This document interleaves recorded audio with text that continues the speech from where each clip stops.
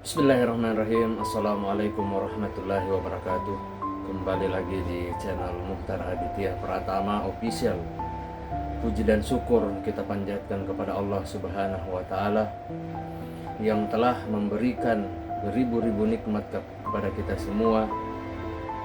Tak lupa sholawat dan salam tercurahkan kepada Nabi Muhammad SAW, kepada keluarganya beserta sahabat-sahabatnya. Semoga kita semua mendapatkan syafaat dan mendapatkan petunjuk di hari kiamat nanti. Amin ya rabbal alamin. Baik, di kesempatan yang mulia ini saya akan menceritakan sebuah kisah di mana yang berjudul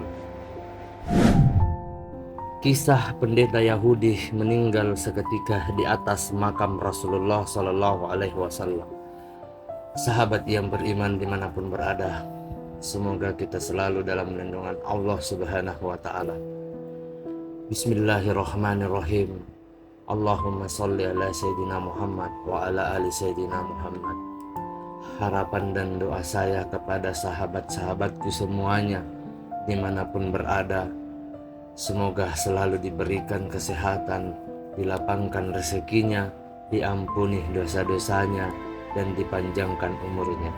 Amin ya rabbal alamin. Di kesempatan kali ini, saya akan menceritakan sebuah kisah tentang pendeta Yahudi yang meninggal di atas makam Rasulullah Sallallahu Alaihi Wasallam. Mendengar perkataan sang pendeta, akhirnya para santri merelakan pendetanya untuk pergi menemui Nabi Muhammad Sallallahu Alaihi Wasallam di Madinah. Akhirnya pada suatu hari sang pendeta berangkat ke kota Madinah. Perjalanan itu memakan waktu selama 30 hari dan akhirnya dia tiba di pintu gerbang kota Madinah. Di sana sang pendeta bertemu dengan seorang laki-laki tampan, berkulit putih, berbadan tinggi, dan berpakaian serba putih. Karena kegagahannya, sang pendeta mengira bahwa laki-laki tersebut adalah Nabi Muhammad Sallallahu Alaihi Wasallam. Sahabat yang beriman dimanapun berada, sang pendeta mendekati laki-laki tersebut dan menyapa, "Assalamualaikum ya Muhammad." Laki-laki tampan berbaju putih itu langsung menangis mendengar salam tersebut. Melihat situasi yang aneh, sang pendeta menjadi heran mengapa laki-laki tersebut menangis. Laki-laki itu mendekati sang pendeta dan bertanya, "Wahai Tuan, Anda berasal dari mana?" Sang pendeta menjawab, "Aku berasal dari tempat yang sangat jauh. Aku dari Syam dan ingin sekali bertemu dengan Muhammad." Mendengar jawaban sang pendeta, laki-laki tersebut segera mengantarkannya menghadap Nabi Muhammad Sallallahu Alaihi Wasallam. Dia membawa sang pendeta ke Masjid Nabawi. Sahabat yang beriman dimanapun berada, semoga kita selalu dalam lindungan Allah Subhanahu wa Ta'ala. Sang pendeta kemudian menyadari bahwa laki-laki tampan tersebut bukanlah Nabi Muhammad Sallallahu Alaihi Wasallam. Rasa penasarannya membuatnya semakin tak sabar untuk segera bertemu dengan Nabi Muhammad Sallallahu Alaihi Wasallam. Belakangan diketahui bahwa laki-laki tampan berbaju putih itu adalah Salman Al-Farisi. Ketika sampai di Masjid Nabawi, sebelum masuk sang pendeta mengucapkan salam, "Assalamualaikum, assalamu alaika ya Muhammad." Seketika semua sahabat yang berada di dalam masjid pun menangis terseduh-seduh. Sang pendeta kaget karena setiap kali dia mengucapkan salam kepada penduduk Madinah, mereka langsung menangis. Kemudian saat suasana masjid masih dipenuhi dengan suara isak tangis, Ali bin Abi Thalib mendekati sang pendeta dan bertanya, "Wahai Tuan, dari mana Anda berasal?" Sang pendeta menjawab, "Aku berasal dari negeri Sam dan sengaja datang ke sini untuk bertemu dengan Nabi Muhammad sallallahu alaihi wasallam." Sahabat yang beriman dimanapun berada. Kemudian Ali menjawab, "Terlambat, beliau telah wafat sejak seminggu yang lalu." Sang pendeta pun kaget sekaligus menyesal mendengar kabar tersebut. Kemudian sang pendeta bertanya, "Bolehkah aku melihat jubahnya Nabi Muhammad?" Lalu Sayyidina Ali menyuruh Bilal bin Rabbah untuk mengambilkan jubah milik Nabi Muhammad sallallahu alaihi wasallam. Bilal pergi ke rumah Fatimah dan memberitahukan maksudnya. Sahabat yang beriman dimanapun berada, semoga kita selalu dalam lindungan Allah Subhanahu wa Ta'ala. Ketika Sayyidah Fatimah membuka lemari tempat jubah itu disimpan, ia langsung menangis.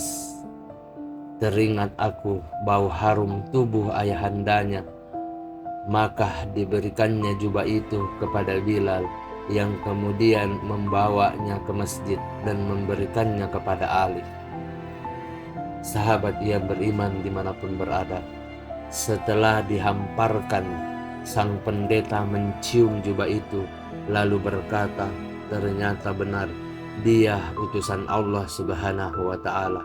Beginilah bau harum Nabi Muhammad sallallahu alaihi wasallam seperti yang disampaikan dalam kitab Taurat." Ketika jubah itu dihamparkan, sang pendeta melihat ada 12 tambalan pada jubah itu, dan ia meyakini bahwa jumlah itu sesuai dengan apa yang diterangkan dalam kitab Taurat. Sahabat yang beriman dimanapun berada, semoga kita selalu dalam lindungan Allah Subhanahu wa Ta'ala. Akhirnya sang pendeta sangat yakin bahwa Nabi Muhammad sallallahu alaihi wasallam adalah seorang utusan Allah Subhanahu wa Ta'ala, dan dia adalah nabi penutup di antara semua nabi, sebagaimana yang tertera dalam Taurat.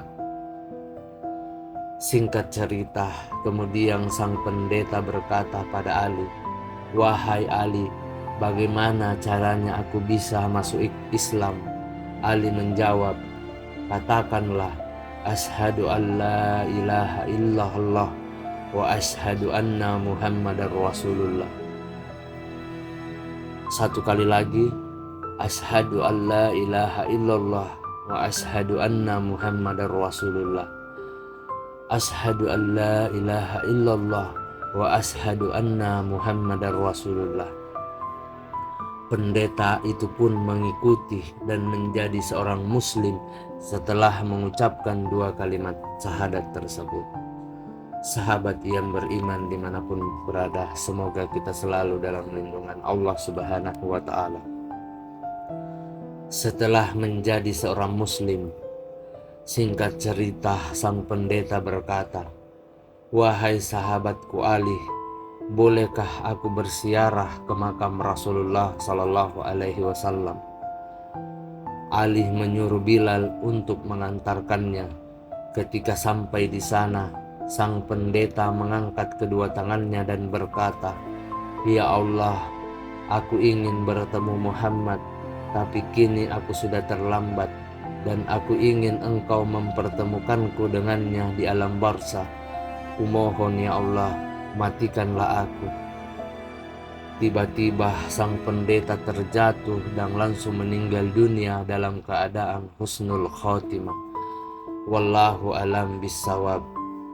Ulama mengatakan, jika seseorang benar-benar mempelajari kitab agamanya atau yang versi asli, maka di sana akan ditemukan nama Muhammad Sallallahu Alaihi Wasallam sebagai nabi terakhir. Semoga kisah ini memberi pelajaran bagi kita semua, makhluk Allah yang senantiasa tak pernah luput akan kesalahan. Saya akhiri demikianlah kisah singkat tentang pendeta Yahudi yang meninggal seketika di atas makam Rasulullah.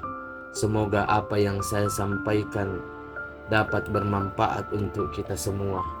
Mohon maaf apabila ada salah kata ataupun ucapan dalam video ini, karena perlu kita ketahui kebaikan datang dari Allah Subhanahu wa Ta'ala dan kesalahan datang dari saya pribadi selaku manusia biasa yang tidak pernah luput akan kesalahan. Akhir kata, subhanakallahumma wa bihamdika ashhadu an la ilaha illa anta astaghfiruka wa atubu ilaik. Wassalamualaikum warahmatullahi wabarakatuh. Nantikan kisah-kisah menarik lainnya.